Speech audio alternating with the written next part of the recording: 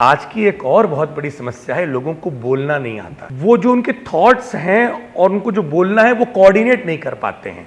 तो या तो स्टैमरिंग होगी, हकलाते हैं, या तुतलाएंगे, या स्टेज फियर होता है। सामने आते ही उनको एक तरह से थॉट का क्लस्टरिंग हो जाती है। उसको बोला है गद गद मूकत्वम मिन मिनत्वम, मतलब वो व्यक्ति सही तरह बोल नहीं पाता है या फिर उसकी आवाज भारी हो जाती है।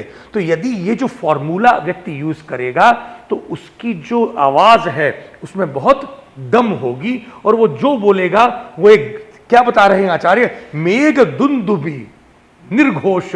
उसकी आवाज वैसी होगी जैसे मेघ, मतलब बादल में जब गर्जन होती है, वो गरजता हुआ वो जब बोलेगा तो जो स्पीच देंगे आप तो ऐसा लगेगा कि ऐसे कोई मेघ गरज रहा हो, मतलब आवाज में इतनी दम आ जाएगी। यदि ये जो आयुर्वेद का जो फॉर्मूला है, यदि ये कोई व्यक्ति को आप बता दो, और ये बताना जरूरी है क्योंकि ये वेस्टर्न मेडिकल सिस्टम में कहीं भी क्वालिटी ऑफ वॉइस को बताना नहीं कहीं बताया नहीं गया। देखिए, जो मैनेजर्स हैं दिन भर बोल रहे हैं, टीचर्स बोल रहे हैं, म्यूजिशियंस बोल रहे हैं, लीडर्स बोल रहे हैं। आजकल का सारा काम कम्युनिकेशन बेस है और मोबाइल आने के बाद में तो आपको बोलते ही रहना हो गया है।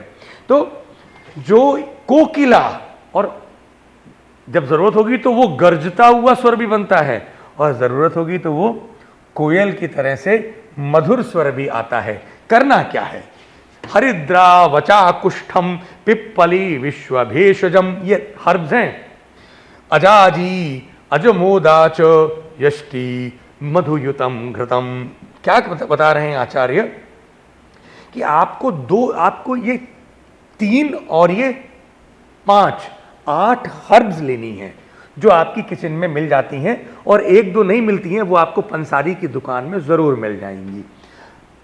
हरिद्रा, यहां पे हरदी जो लिखा है ये हल्दी है। हिंदी और संस्कृत में टाइपिंग की का इशू है ये। हल्दी और पिपरी, पिपरी क्या है, पिपली, और सोंठ है, और जीरा है, और अजवाइन, अजमोद का मतलब अजवाइन है। तो ये चीजें तो आपकी किचन में हैं ही। पिपरी है, पिपरी लाके रख लो, रखवा दो अपने पेशेंट को जरूर से। सोंठ उसके पास में है ही उसके घर में, जीरा है, अजवाइन है, और अजमोद माने अजवाइन, और हल्दी है। अब बचा, ये जो बज आती है ना, जो बच्चों की जीभ में लगाते हैं पैदा होते ही, बज हर जगह मिल जाती है। वचा और ये ज्येष्ठ मधु, यष्टि मधु हर जगह मिल जाता है। मुलेठी इसको बोलते हैं हिंदी में, और कूठ एक ऐसी चीज है जिसको हम लोग संस्कृत में बोलते हैं कुष्ठ। ये कूठ जो है वो पंसारी की दुकान से उस व्यक्ति को लाना होगा।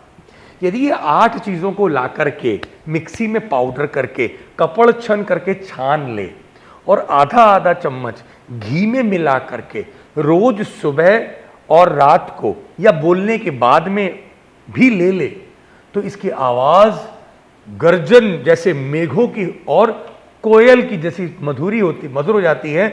और यदि इसको स्टैमरिंग की प्रॉब्लम है, या तुतलाता है, या थॉट्स कोऑर्डिनेट होकर के बाहर नहीं आ पाते हैं, मतलब थॉट्स का क्लस्टर आ गया और बोल नहीं पा रहा है, वो सारी चीजों में ये जो फॉर्मूला है इसको आप दीजिए अपने पेशेंट को।